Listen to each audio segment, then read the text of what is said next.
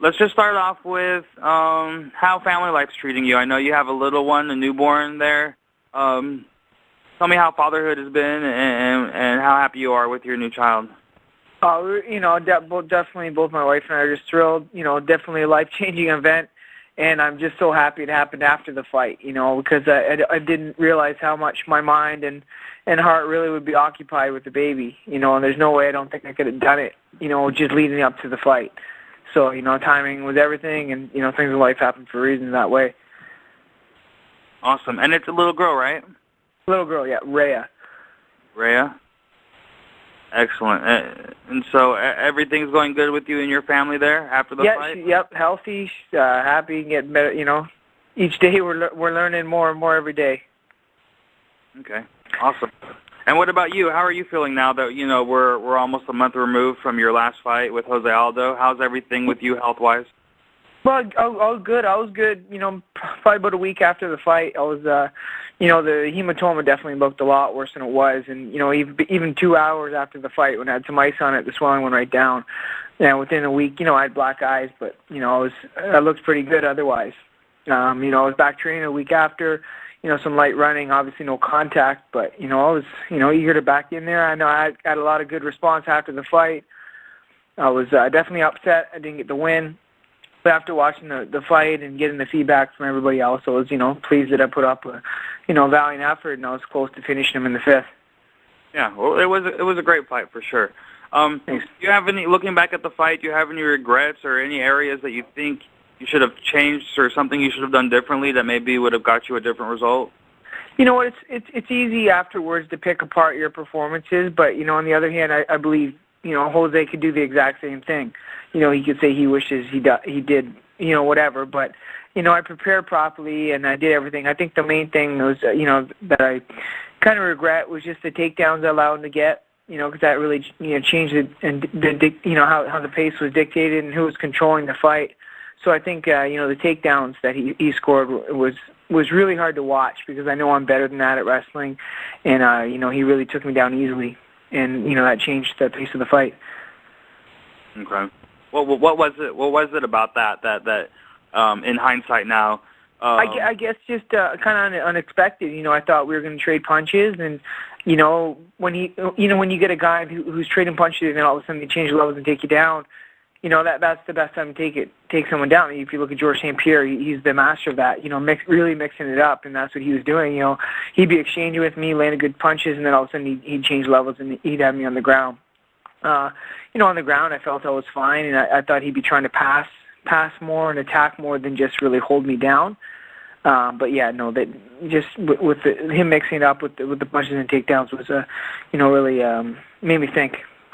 Okay. Now it was a really good fight. Thanks. I think you opened a lot of people's eyes with your performance. I know on bjpen.com, on our forums and on our blogs and where our fans comment and whatnot, they say basically you're the number 2 featherweight in the world, that anybody who wants to face Aldo should have to go through you. These are all things that I hear. That's cool. Yeah. Let me ask you this. After the fight, some people from Aldo's camp said that he may not have been 100% healthy. Maybe he was on antibiotics or something like that. What are your thoughts on that particular aspect? Honestly, I felt a little disrespectful just to kind of hear that, especially after someone getting a win. But then, of course, I didn't hear it from him directly. So the only interview I've read from him, directly from his mouth, he said he was 1,000%. It was the toughest fight he's ever had, and he's never been pushed like that. So that's the way I judge it. It's especially with someone who has a translator or who has someone who speaks for him. You have to take some things with a grain of salt. So it was nice to hear in an interview I read with him this week that he was from his mouth, and he was saying he was 1,000%. It was one of the toughest fights of his life. I pushed him, and saying all the right things. He wasn't complaining. He said that the antibiotics were no issue.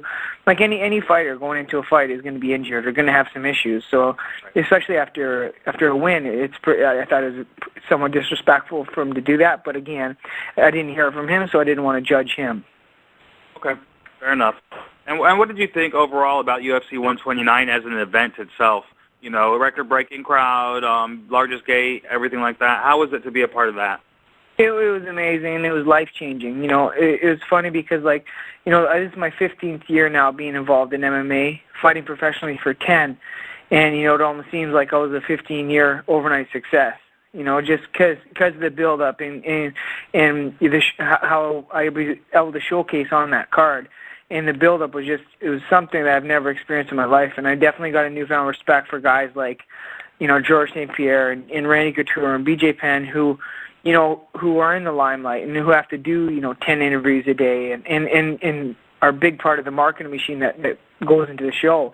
And it was my first exposure to that, and even more with it being the largest show in UFC history, and me being somewhat of a local fighter in the inaugural UFC in Ontario. It was the first time UFC's ever came to Ontario with the biggest crowd. So the build-up was something else, and just I was so ready to fight come fight time, and hang up the phone from all the interviews and just get in there and mix it up. Right. How has your life changed as far as in your local area there of Ontario, because you are from that area? Are you getting recognized more in the streets? Has your level of celebrity increased any at all since the fight? Oh, no question. I was walking in the grocery store, and every aisle I went down, someone would say, "Hey, man, I seen your fight." It was just because I think it's just with the whole show in Ontario, it was such a build up, and again, it was the inaugural event in Ontario, and record breaking. So it was a lot of people's first time watching an MMA fight, not just the people who normally watch it. It was people's first exposure because there's so much media locally and all over, like Ontario, that everybody was watching the fight, even if it was their first fight ever watched. So there's so much exposure here, and even in my small town, I've lived here my whole 28 years of my life, and over the weekend they had an event we had a long weekend here, and I had 300 kids from the town of 2,000 come up and wanted autographs, and it was pretty cool to see that, got that much support from this fight and locally. Yeah, that's awesome, man. Okay, so what's next? You've been linked towards a possible battle with the Korean Zombie, or at least people are talking about this matchup as a possibility. What are your thoughts? And are you cool with that matchup, or you have your eyes set on somebody else? What's the deal there? I think that's a great fight, and I think as a fighter, you have to listen to the fans, and you have to listen to who they want you to see, and what brings you up the ranking. He just came off a win against Leonard Garcia. We're both, I think, fan-friendly fighters, and I think that fight makes sense, and it'll be, a fight of the night candidate. We both go to war, and I think that's a fight that makes sense both in the rankings and for the fans wanting to see it. So that's a fight I'm eager towards.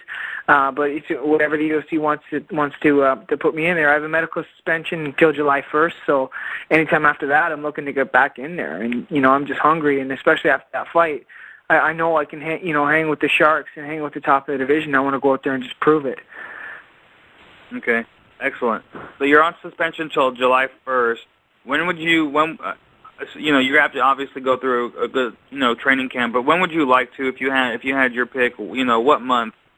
Ideally, I think the Rio card's already full in August. So realistically, I'm thinking to be September or after that.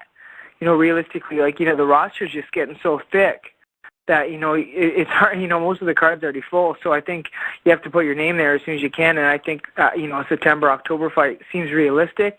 And it gives me enough time to train and prepare properly. Okay, awesome. And it was correct me if I'm wrong here. I think that before the Aldo fight, you were on a good little streak. Was it a 5-fight winning streak you were on? Yeah, 5-fight. So your streak got broken, but it was for the title against one of the most dangerous guys in the world, pound for pound. Yep. Is there any emotions regarding that, like your streak, that you broke your streak and you're starting back, not from square one, but you have to get that momentum back up again? Oh, for sure. But again, a fight like that, I proved a lot to myself in that fight, both mentally, knowing that I can take myself to that place. I took a lot of, I took the damage and still was pushing and came back and had my strongest round in the 5th. After going through that big bump in my forehead and still trying to put the fighter away. And I think if I had, an extra round or an extra 30 seconds, I would be wearing the world title belt. So I proved to myself that, I can hang with the best. So I think I'm more eager more than anything. Like, it was obviously disappointing, losing. That's one of the hardest things as a fighter to take, is a loss. But it's either going to do one of two things. It's going to motivate you, or it's going to crush you. And it's all it's done to me is motivate me to get back there and prove that I'm going to be a champion one day. Excellent. And obviously, I'm sure I can answer this question for you, but a rematch with Jose Aldo is something that you definitely want, correct? Oh, for sure. Whoever's got the belt. But yeah, I think that the Aldo fight, like I said, I proved myself, and a lot of critics, a lot of people were saying I wasn't going to go to the first round with Jose, and I think I proved them wrong, and I'd like to go do it again. Even if there's any more critics saying that he wasn't healthy or wasn't 100%. There's a lot of things on both sides, that I know I'm capable of doing it, and I just have to prove myself to make it back to that point to show everyone again. Okay. They say in the loss, Mark, that you learn more from you learn more in the loss than a win. So, in this instance, what did you take away from your last fight? You know what? Honestly, I believe I got to show what the last 15 years of my life has been about. My nickname's Machine, and everyone who's ever trained with me, even if it's for one day, know that about me, and I got to prove it to the whole world. I got to show my technique, my conditioning, and my will to fight. And it was nice that I got to show it on such a big stage. And now I got to go back and work even harder because I didn't win the title, and that's something that I want. Okay. Excellent. All right. I believe that pretty much covers all my questions. Great.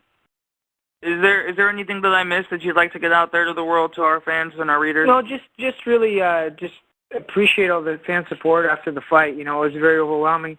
The amount of support I got all over the world. Backing me from the fight and motivating me to get back there and one day wear that belt tournament.